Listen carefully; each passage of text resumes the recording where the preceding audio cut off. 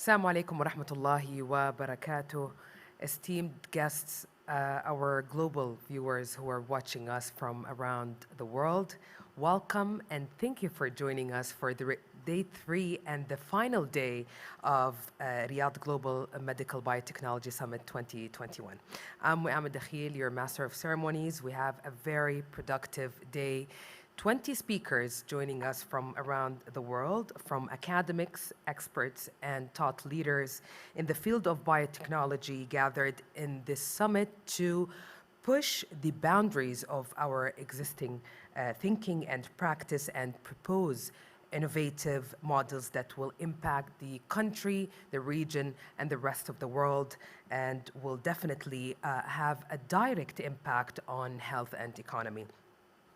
To kick off the day, we welcome Dr. Paolo Martini, Senior Vice President of Moderna, to deliver his keynote presentation, moderated by Dr. Manal Al-Amri, Chairman of Innovation and Entrepreneurship Department, and the Head of Development and Medicine at KMARC, Ministry of National Guard Health Affairs. They will discuss in depth the application of biotechnology towards diagnosis and treatment and how the implications of biotechnology pervade all area of medicine. I welcome you both to the Riyadh Global Medical Biotechnology Summit.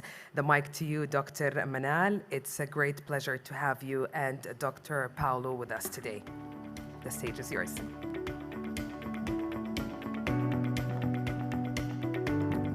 Thank you, Ian. Good morning, good afternoon, everyone. It is my great pleasure to introduce our keynote speaker for today, Dr. Paolo Martini. Dr. Paolo Martini is the Chief Scientific Officer for Rare Diseases, Hematology, Rare Alliances at Moderna. Dr. Martini has more than 20 years of experience in drug discovery, working on molecular mechanism underlying monogenic and multigenic metabolic and fibrotic disorders. In addition, his laboratory is focused on identifying novel therapies and applying translational approaches for drug development in rare diseases and hematology disorders.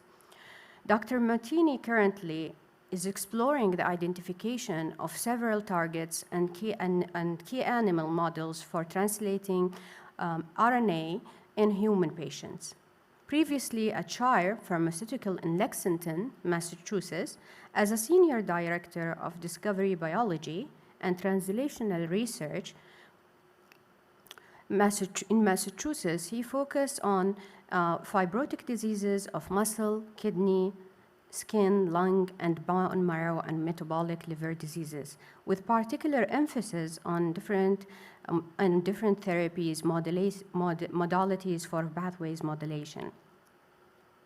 In addition, Dr. Martini has been supporting phase 1 and phase 2 clinical studies for lysosomal storages and chronic diseases. He has also worked at EMD Serenum prior to Shire Discovery Research.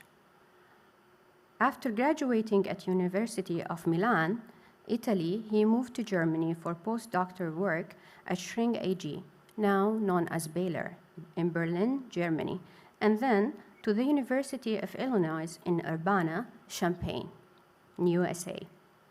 Furthermore, Dr. Martini has been collaborating with organizations supporting research and clinical development of rare metabolic disorders and fibrotic diseases, and served as a member of the Scientific Advisory Board of the Keystone Symposia.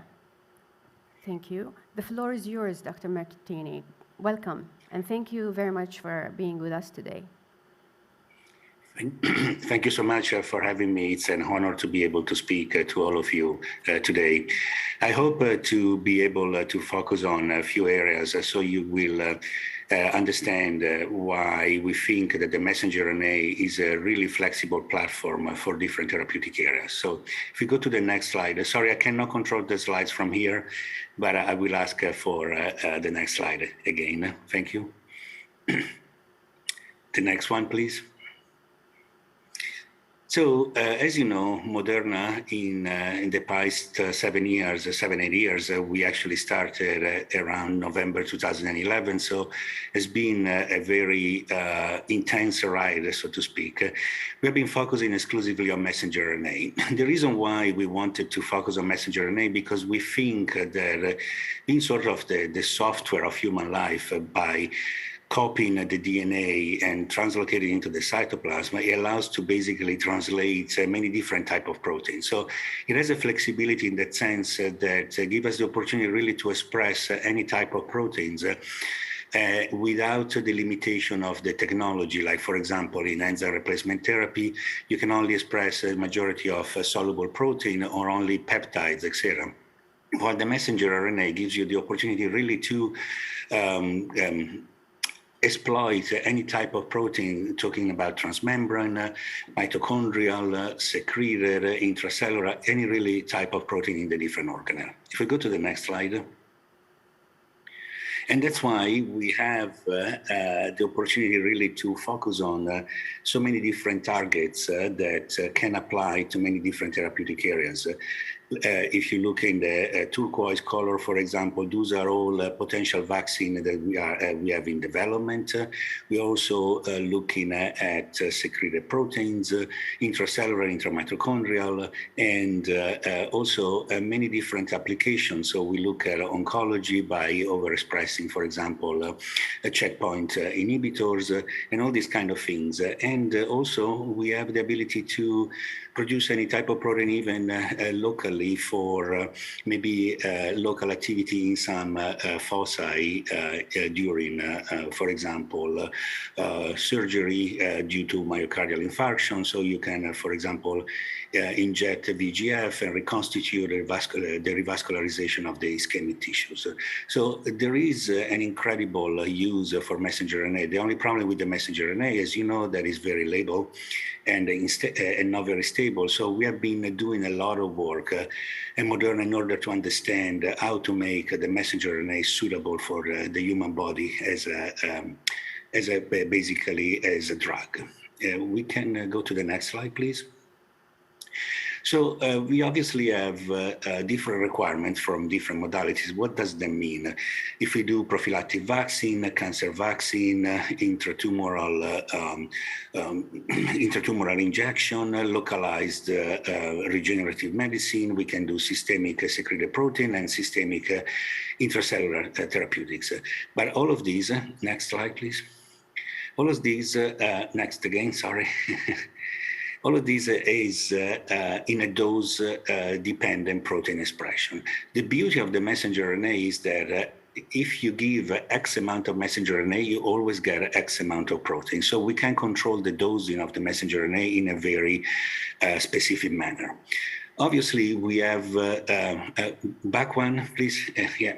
Obviously, we have different ways of delivery system. It can be local. And when we're local, we are obviously looking at prophylactic vaccine, cancer vaccine, immuno-oncology, where we can actually inject directly into the tumor. Or we do systemic delivery. This is more suitable, for example, for rare genetic disorder or a systemic disorder. We also have the advantage, back one, sorry.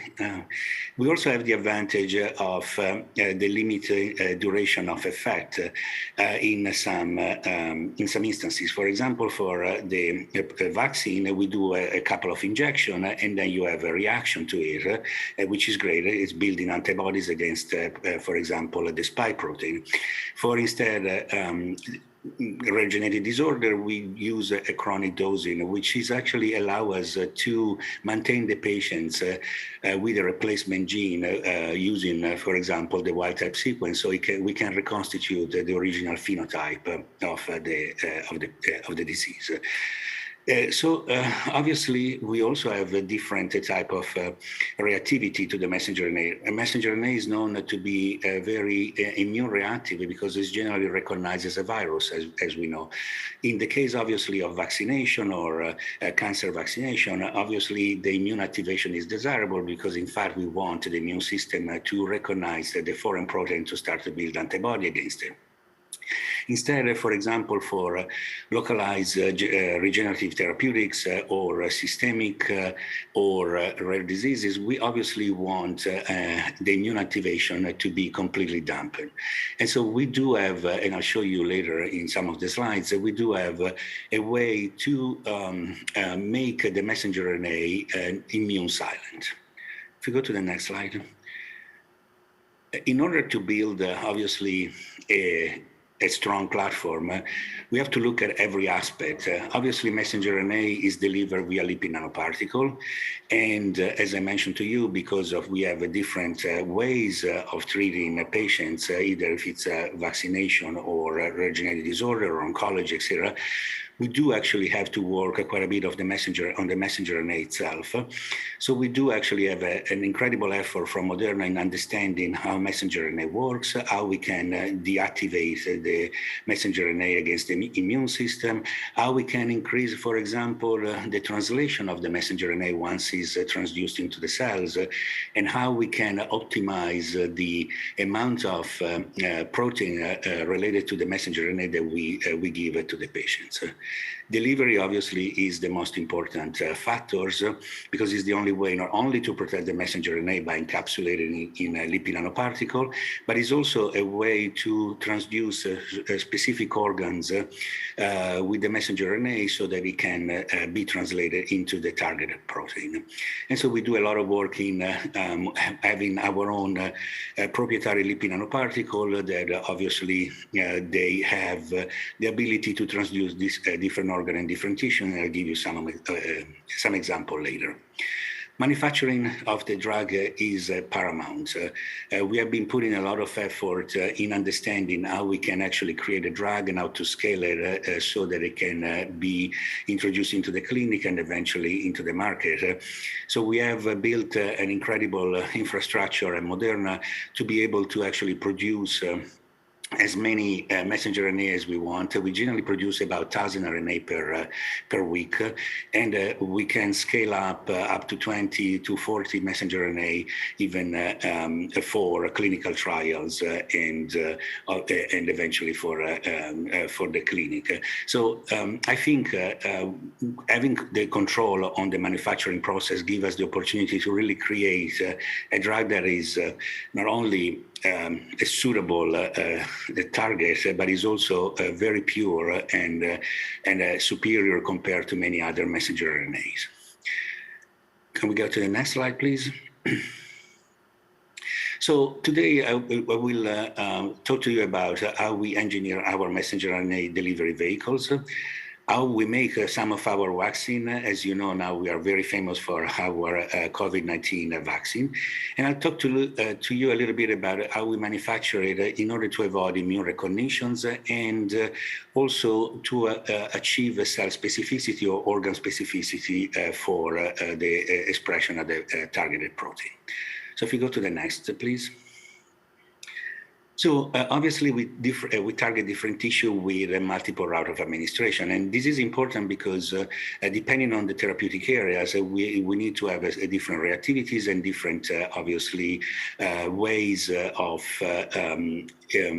triggering a response from the body. For example, for the vaccine, we use intramuscular injection. As you know, probably many of you have already taken the Moderna vaccine, and you know that is a shot in the arm, followed by a booster shot within 28 to 35 days post the first.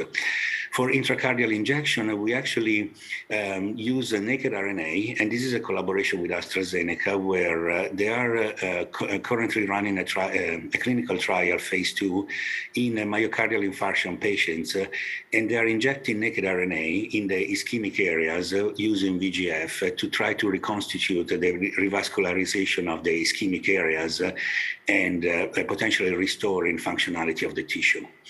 For intratumoral injection, right now we are obviously focusing on those solid tumor that we can achieve, we can reach with the needle, so that we can perhaps reconstitute some checkpoint inhibitor so that immune cells can migrate towards the tumor, or many other different ways so that we can utilize the immune system to start to target the tumor itself. For a rare genetic disorder, which is actually my specialty, we do IV infusion. And the reason is that by giving a systemic by using a systemic delivery, we have the ability not only to reach the liver as a major organ for receiving the messenger RNA, but also we have the opportunity to target different organs, as we know that in many of the genetic disorder, many organs are implicated in that particular disease. So different route with a different application, if you will. Next slide, please. So now I'll talk to you a little bit about how we make our vaccine, which I think you're very interested in that. So we go to the next.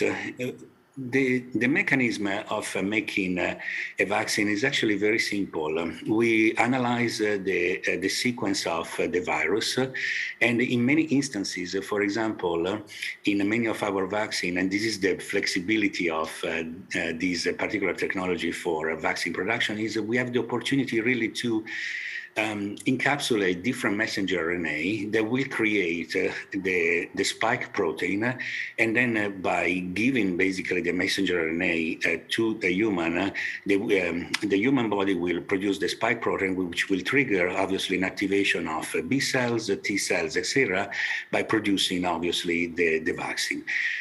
And how does that happen? It's once the messenger RNA has been injected and then gets translated, obviously antigen-presenting cells are attracted by the virus, and then they produce a response. Can you go a little slower, please, with the slides and wait for me? Thank you. Once the messenger RNA is given, as I said, is injected, the cells actually, the antigen-presenting cells have the ability really to translate the spike protein. Can you go back one, please? Have the ability to produce the spike protein, and then that activate the B cells that have the ability really to recognize the spike protein and start to produce antibody. Next slide. Once obviously B cells have the ability to transform into plasma cells and start to build the memory of the antibodies, so that once we have the next injury from the virus, we actually have a recall of the antibody. Next slide, please. Once also by the antigen-presenting cell have the ability also to recall T cells or or whatever we call the memory cells, and these actually allow us to start. Can you go back, please? Can you wait for me to move the slides, please? Once the T cells have been recognizing the spike protein, they start to build a memory of the. They start to build the memory of the T cells. Next slide, please. So obviously, lipid nanoparticles are a key to deliver messenger RNA. And in the case of the COVID, we use COVID-19, we use lipid nanoparticles that are very immune reactive, so that the moment that you inject into your into the body, into your muscles, there is a recall of all these inflammatory responses induced, and there is a recall of all these type of cells that they have ability not only to react to the lipid nanoparticle, but eventually to react to the messenger RNA, which is also in this case very immune reactive, and eventually to the protein. And the reason why we use lipid nanoparticles that they're immune reactive is that we want really to recall all the immune cells to the area of injection, so that all the cells that are recruited, B cells, T cells, plasma cells that they are recruited into the area, are actually now able to be present when the spike protein has been produced by the local cells. And then we have an incredible repertoire of antibodies that has been produced against the particular antigen. By combining different messenger RNA, we can create all the full structure of the virus. And that generally is the best way to go because that creates a series of different antibodies towards different areas of the spike proteins, allowing, for example, in the case of the COVID-19, to have a repertoire of antibodies that can target many different variants. And we have seen that with the spike of the Delta variants, for example, our vaccine was still very effective in producing an immune response against the Delta. And we were able really to cover many of the different variants because the way we designed the spike protein and the way that the spike protein is produced by the cells in a very incredible fashion with a perfect structure that obviously trigger an incredible amount of different antibodies. Obviously, the lipid nanoparticles are required in order to protect the messenger RNA. We know the messenger RNA is very unstable, particularly when it goes into the system. So if we use a different lipid nanoparticle for different modality or for different therapeutic areas. For rare diseases, the lipid nanoparticle that we use, and you can see the schematic in here, it's a very stable and a very non-immunogenic lipid nanoparticle. We use aminolipid that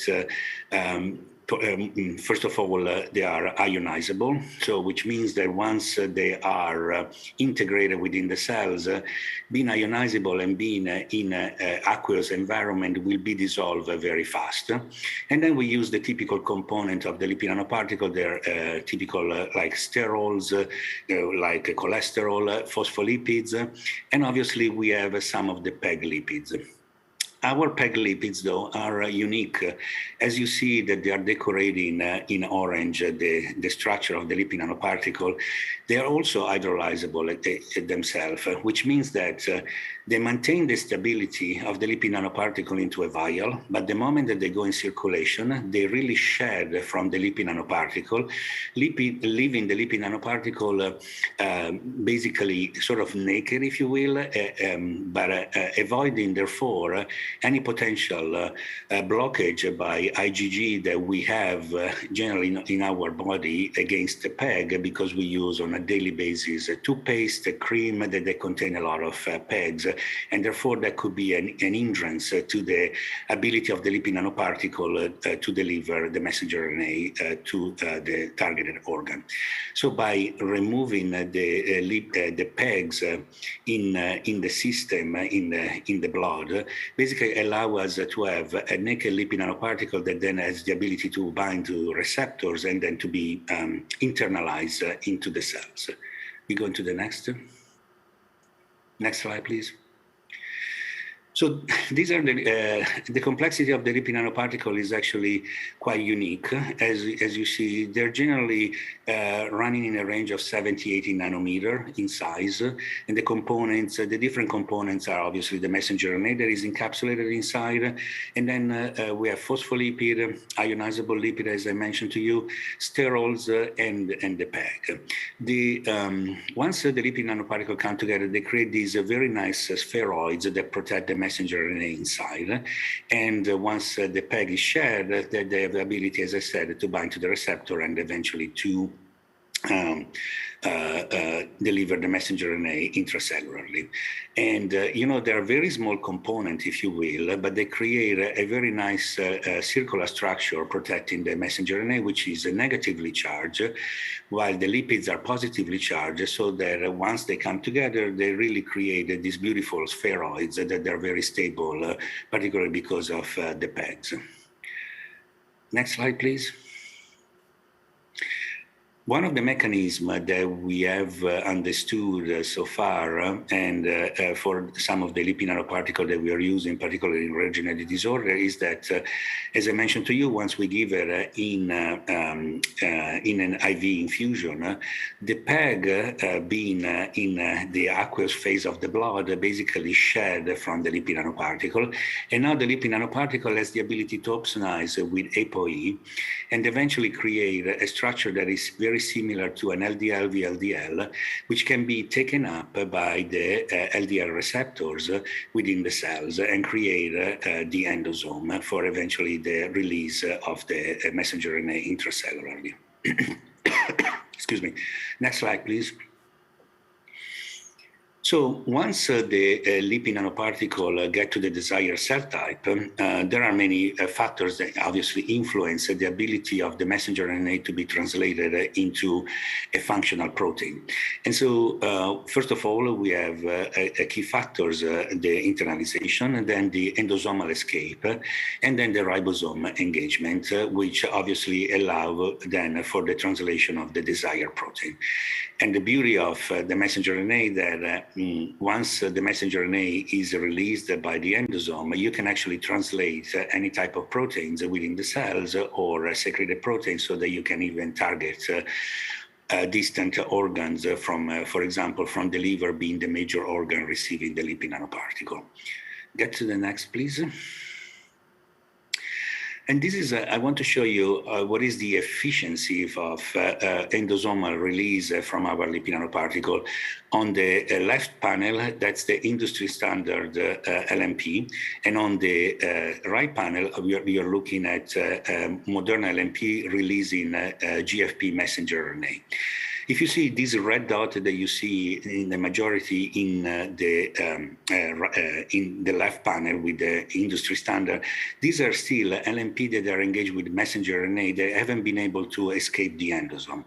If you look instead on the right and you see a fully translated GFP and no red dots, it suggests basically that our LNP have the ability really to disrupt the endosome and to release nicely the messenger RNA into the cytosol and having a full translation of the targeted protein. And that's why we see all this beautiful fluorescence, GFP fluorescence. If we get to the next slide. So so we resolve endosomal escape and how efficient it is. Actually, it's pretty efficient. So if we go to the next slides, you see that we have about 25 times improvement in endosomal escape using our lipid nanoparticle. And you can see in the lower panel how much of the GFP has been translated versus, for example, the industry standard, where you still have a lot of lipid nanoparticle engaged with the RNA that they haven't been escaped from the endosome. And so we do actually have a superiority in our lipid nanoparticle in releasing the messenger RNA that eventually gets translated into a protein. If we get to the next. So now ribosome engagement is important. We do actually engineer our messenger RNA, particularly in the secondary structures, so that we can favor the messenger RNA to bind to a ribosome and eventually translate the protein.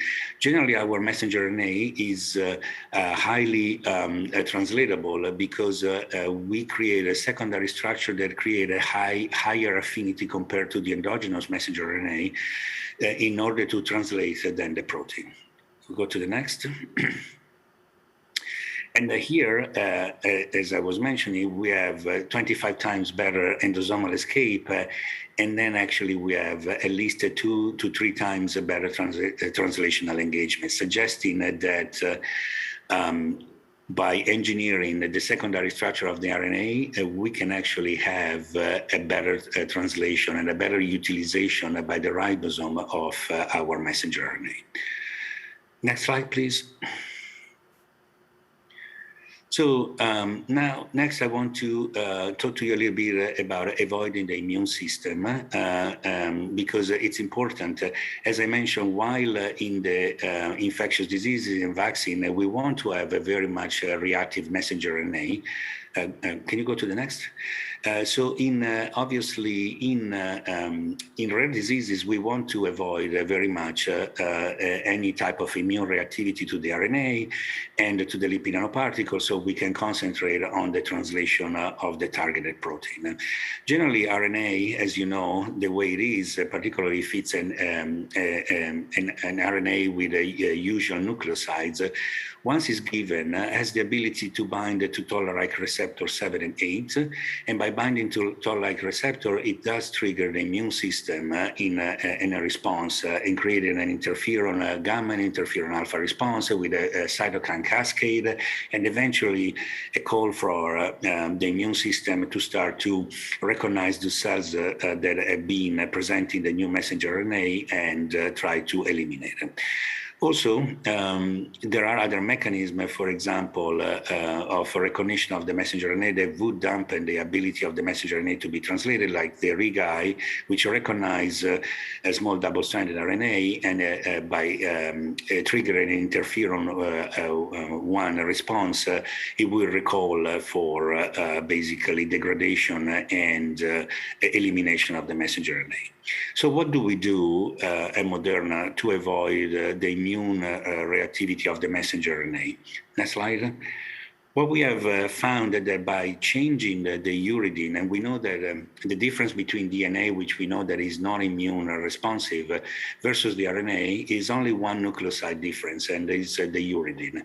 So we looked at the uridine, and we realized that by looking at the cascade of the synthesis of uridine, there were different types of natural uridine-like compound that the body produces as part of the synthesis, that they seemed to be well tolerated by the body. So what we did, basically, we changed the uridine in our synthesis of the messenger RNA with either a methyl pseudouridine or a methoxyuridine. By changing the uridine, we really have the ability to block the immune reactivity of the messenger RNA, as the messenger RNA at this point won't be recognized as a basically a foreign messenger, a foreign RNA, or like a virus, and therefore will be actually translated fully by the cells. So if we go to the next slide, we did some studies, obviously, in mice. We wanted to understand if changing the uridine, we would have a different response in terms of activated B cells frequency.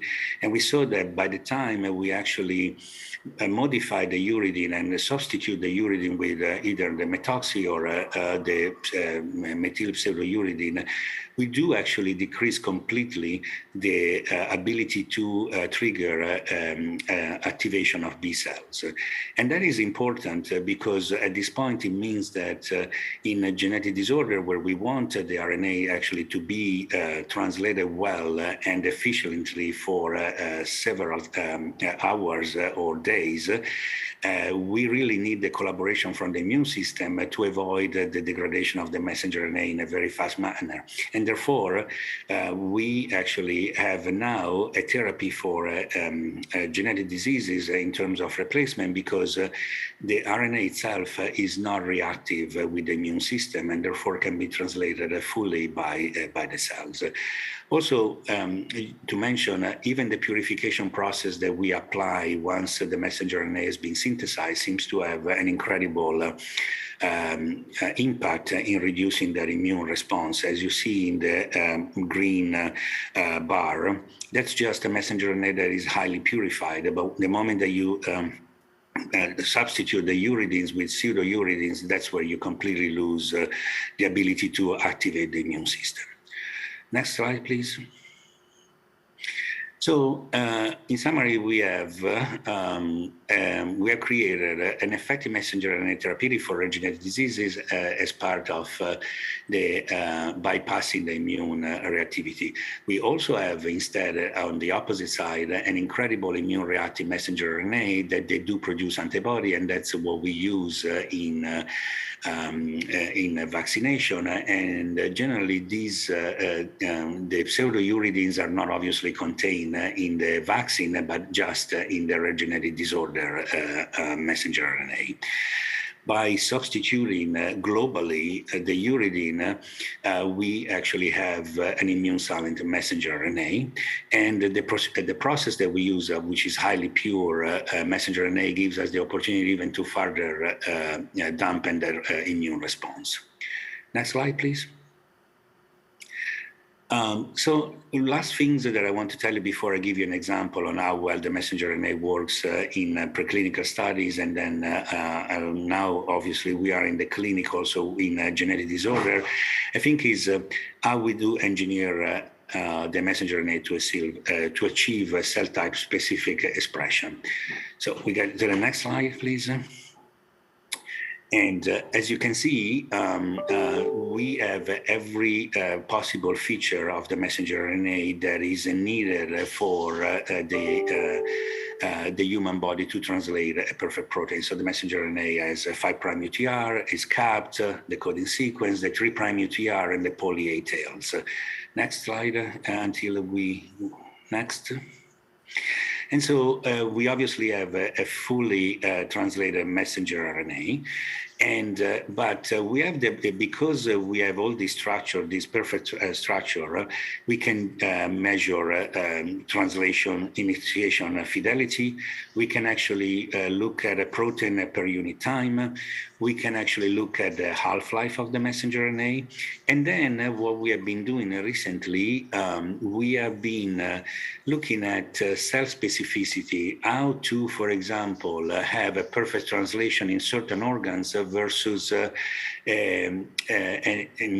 versus, for example, blocking completely the translation of the messenger RNA in a different organs. What do we do for that?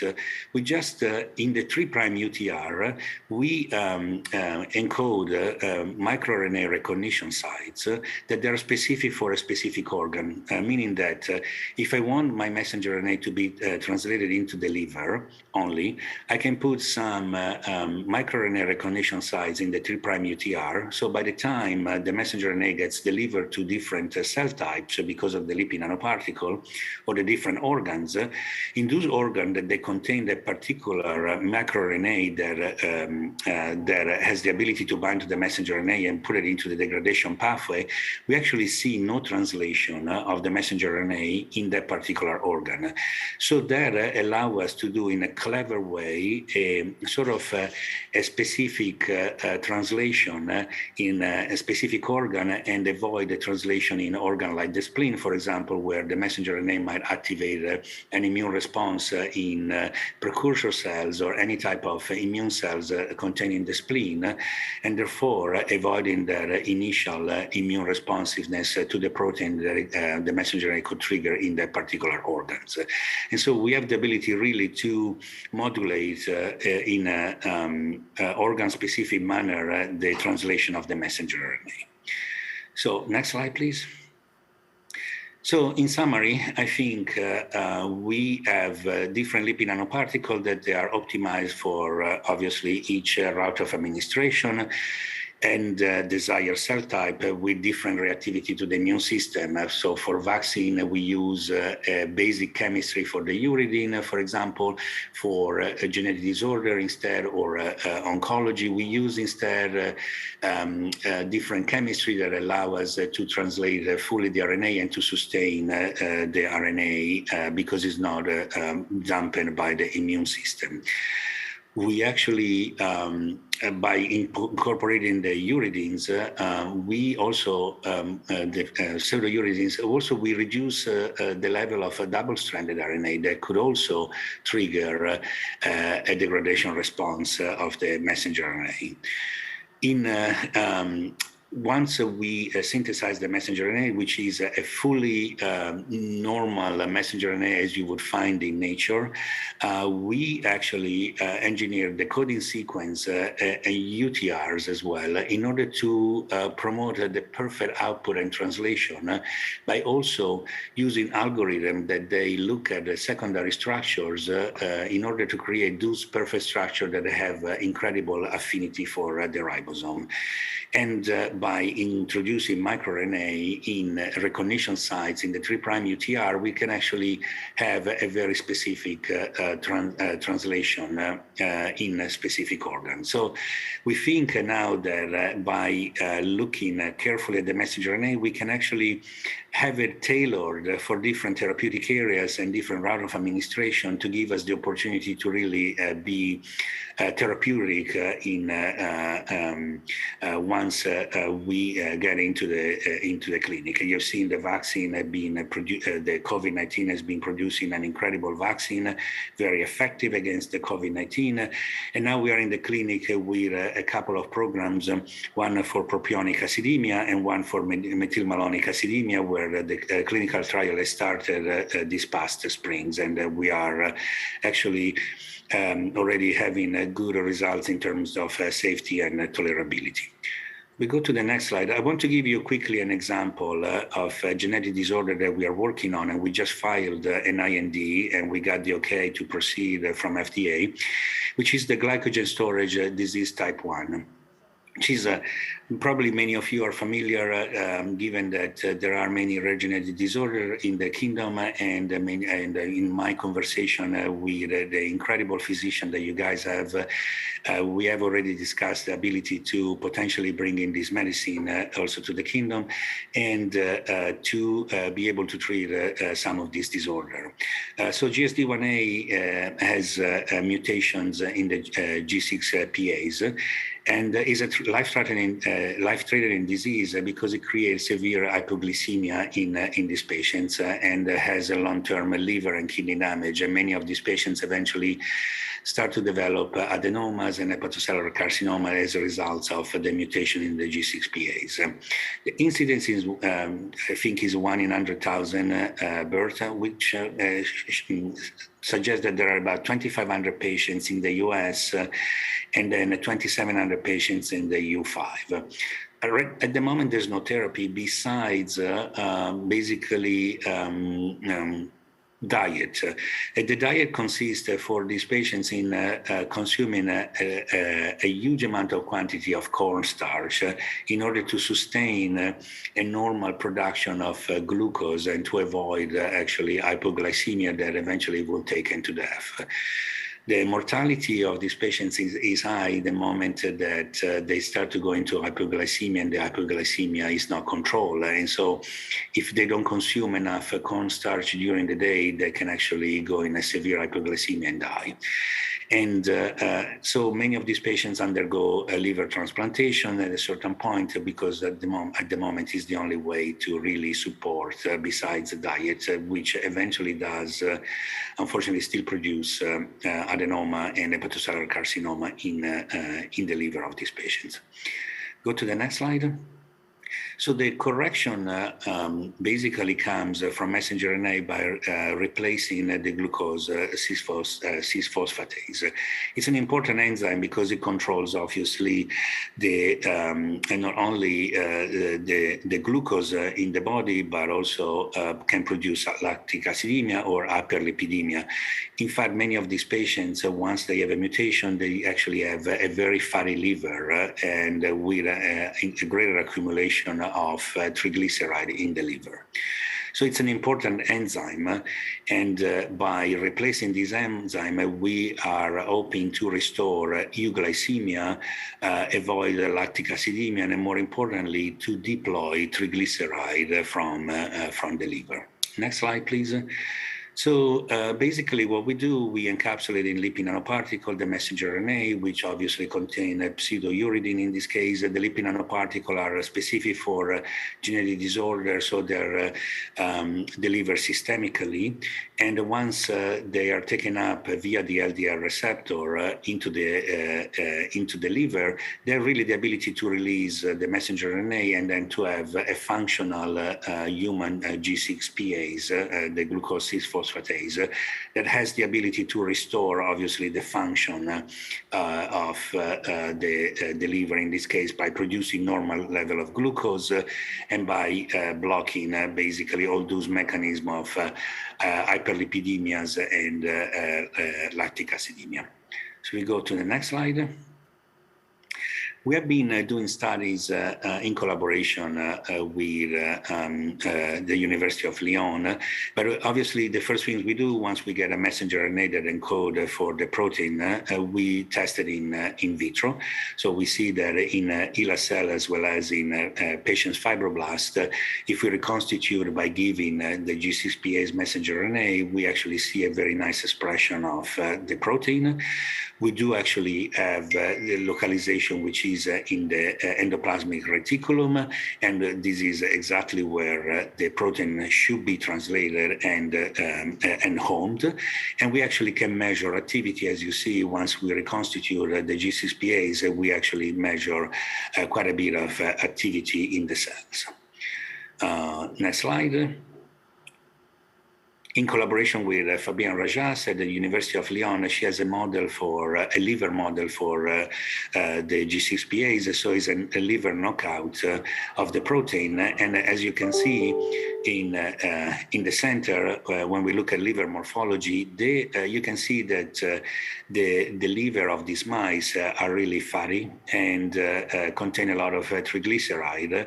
And the model has the typical sort of fasting blood glucose pattern of a human, as well as there's a lot of accumulations of glycogen in the mouse. So we go to the next slide. So if we give, obviously, in a dose-dependent manner, messenger RNA to the mice, we actually see that we have an increased enzymatic activity that is proportional to the dose. So X amount of messenger RNA will produce X amount of protein with X amount of enzymatic activity. And you can see that enzymatic activity is very much comparable to protein expression as we see in the mouse model. As you can see, right panel versus left panel, where we look at activity versus expression. It's a very relatable. Next slide. So when we give messenger RNA to the mice in a dose-dependent manner, if you look at the liver in the lower panel that has received only GFP messenger RNA, you see that the liver is still very much full of fat, and it's the typical yellow steatotic liver. Once you give messenger RNA in a dose-dependent manner, you actually normalize the liver to looking like a wild-type liver, where all the triglycerides have been deployed. And you can see in the panel next to it that we really decrease also the liver weight by deploying the triglyceride from these mice.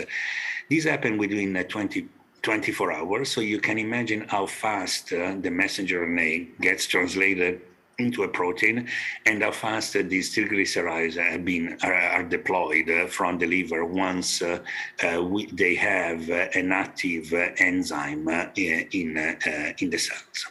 And so this is beautiful because we can actually have also acute intervention, if you will, because we see activity within 24 hours that is pretty dramatic. Not only normalize the triglyceride, but also normalizing the liver weight that gets close to basically wild type. Next slides, please. We look at different metabolites, obviously, as part of reconstituting the glucose 6-phosphatase. So we look at glucose, and we see that we can normalize glucose 6-phosphate in a dose-dependent manner. We also normalize glycogen by reducing the level of glycogen.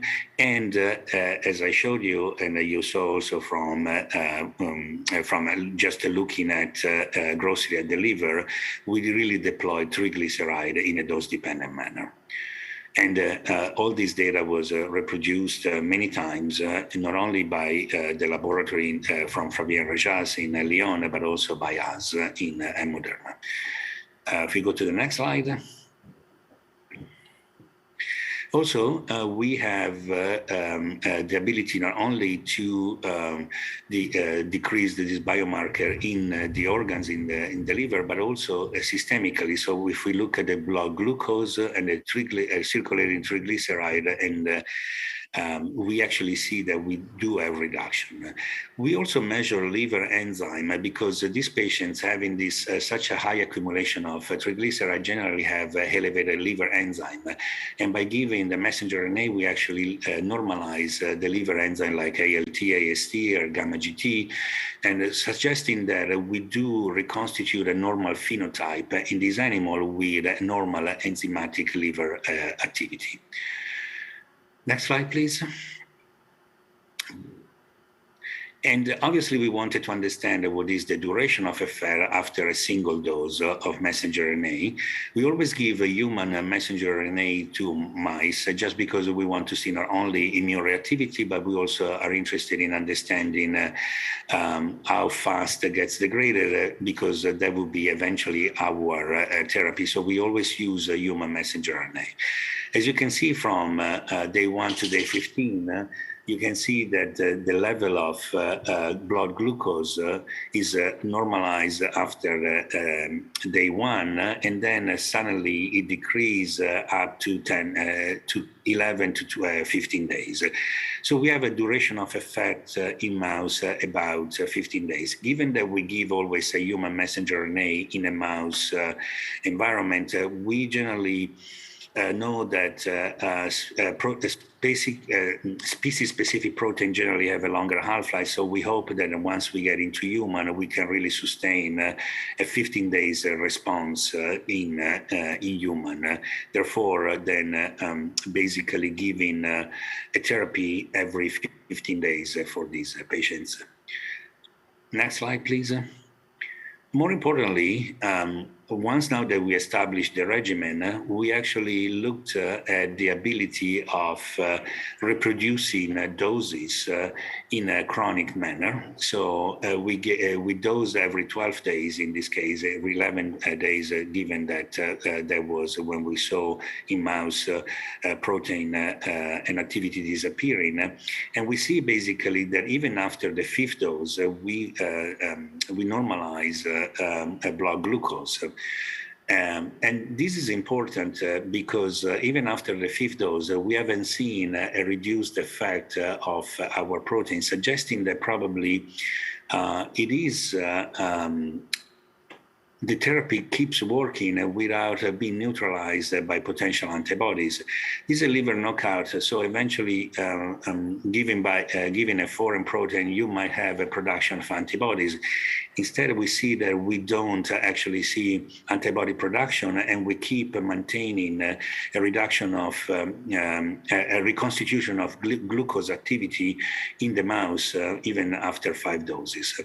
And we normalize the liver weight, as you can see, and more importantly, those are 2 examples, 2 different messenger RNA with different codon optimization, that they still give the same effectiveness in terms of deploying triglyceride as seen on the right panel on top.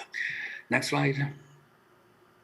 So obviously we have a lead candidate. As you can see, the duration of effect is about, in the GSD1A mouse, between 7 and 14 days. And we see liver weight and morphology improvement. We see improvement in hepatic biomarkers as well as in sero biomarkers. But more importantly, we retain a therapeutic efficacy through repeated dosing. So right now we have filed an IND and we got the okay from FDA to go into the clinic. So stay tuned because we'll have these messenger RNA soon tested in human, and we'll see eventually the potential efficacy. This will be a very interesting program because if we can basically normalize the diet for these patients and restore normal life activity, I think it will be an incredible endeavor. We see in many of the animal studies a normalization of the phenotype in animal. So we hope that will translate well in human. And as I mentioned, the propionic acidemia and methylmalonic acidemia are actually clinical trial ongoing at the moment. So we are basically testing messenger RNA in human for rare genetic disorder. And so far we have got the okay also to proceed with cohort 2 in propionic acidemia, given that we have safety and tolerability and seems to actually work well. So with this, I would like to conclude and acknowledge, obviously, all the people at Moderna that they worked on this project. Next slide. As you can see, it's next slide, please. You can see that this is a few years ago. We were about 800 people. Right now, we are reaching almost 3,000 in a year and a half, basically growth as a result of the COVID-19 and also all the programs that are now into the clinic to support messenger RNA as a platform for different therapeutic areas. So it's a great effort that has happened in the past few years. And now we are proud to say that not only we have a very active vaccine and we are producing many others, as you know, but we also are exploring oncology, cardiovascular, and rare genetic disorder, because we're starting to see the safety and tolerability of our messenger RNA and lipid nanoparticle, and so more to come up in the future. So thank you very much for your attention, and if you have any question, I'll be happy to take any question. Thank you.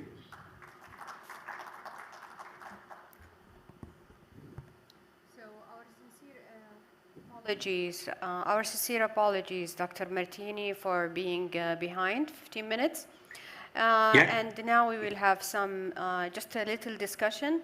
It was a great presentation. Thank you very much. And I would like to invite my colleague, Dr. Abdel Ali Al-Hawdi. He's the director of the Biotechnology Park, and he is actually a geneticist by training. And I'm also a molecular geneticist, which is really, this is our interest in research. Dr. Abdel Ali. Great, great. Thank you very much, Dr. Manal. You know, when I hear a presentation like this by my colleague and friend, Paolo, I just want to create biotechnology company today.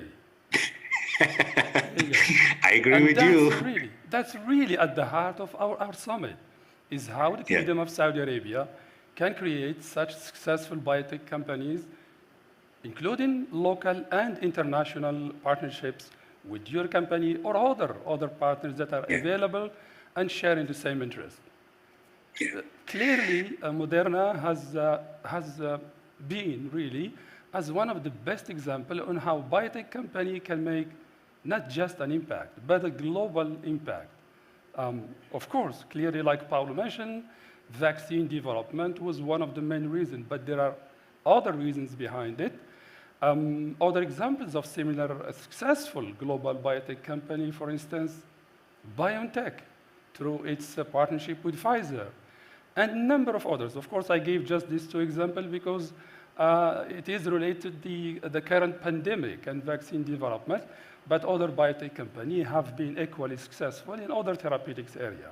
Now, let me just say, and correct me or add to my current statement, what does it take to have a successful biotechnology ecosystem in any country? I was thinking about perhaps 3 to 4 ingredients of success. One of them is to start with great science. That is really key. 2, have a great management and also leadership team to take on that science to the next level. And 3 is, of course, to have what I would call an enabling environment or ecosystem. That enabling environment, in brief, I will try not to go over the 5 minutes we have. That enabling environment will include permissive, government regulation system, availability of finance and investment, and also agile procurement system. The last one I would add is strategic partnerships, whether it's local or global. What do you think, Paolo? Before you start, I would like to add also a question. So because we have to end the session. Actually, we're going back to the Moderna, and because we have, as you know all, that we have high consanguinity rate at the Kingdom. And you did mention that you have a collaboration with Kingdom of Saudi Arabia. We would love Yeah. to know more about this. And what do you have new in the pipeline regarding rare disorders or orphan diseases? Thank you. Yeah, thank you. Thank you so much for the questions, and thank you, obviously, for having me. This has been incredible. As my friend Abdelali, and we can say definitely friend because we know now each other for a few years, and we have really the best intention in collaborating. We are discussing a collaboration because I think it's important that an institution like yours, with the state-of-the-art facility that you have and the mentality and the vision that you have, it fits very well with Moderna. Moderna started with 3 people in November 2011 in a basement, basically. And by 2015, we were developing, with my arrival, basically a portfolio of about 28 rare disorders that we are now conducting research in animal model, etc. The expansion of it obviously was allowed by the fact that we had an incredible CEO that had the ability really to raise money and to to make us feel comfortable in doing all the experiments and the great science that Abdelali just mentioned, which is important. If you have the science, if you have passionate people, and if you have obviously the support of money, you can make something explode like Moderna has actually had the opportunity, particularly with the COVID-19, and then with all the other therapeutic areas that we are envisioning right now. In terms of consanguinity, it's important that we collaborate because I know that you guys have very specific rare disorder, and with Abdelali, we have already discussed the potential of taking some of the messenger RNA to the Kingdom and work in collaboration with you guys in order to start the first trial, for example, for any of those diseases that are more prevalent in the Kingdom. So our collaboration, I think, is important and vital for patients in the Kingdom, and I'm looking very much forward to continue to work with you guys in order to create something that is going to have the ability also to explode within the Kingdom, so to speak, in terms of having great therapeutics accessible to every patient. Wonderful. Thank you so much. I know that we are probably with the chairman of the session. We're a little short of time, but we will continue our discussion even after this summit. Thank you very much. Perfect. Thank you very much. Thank you, everyone. Thank you for having me. Everyone. Thank you.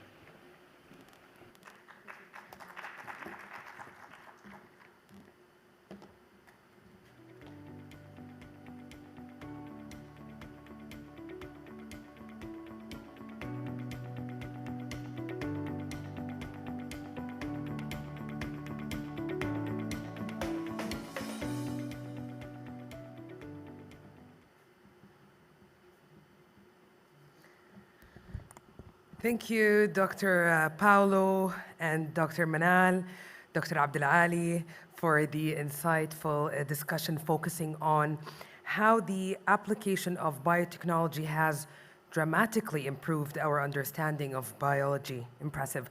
Ladies and gentlemen who are connected globally to the summit, you can join the session on the platform. We'll be back in 5 minutes. Stay connected.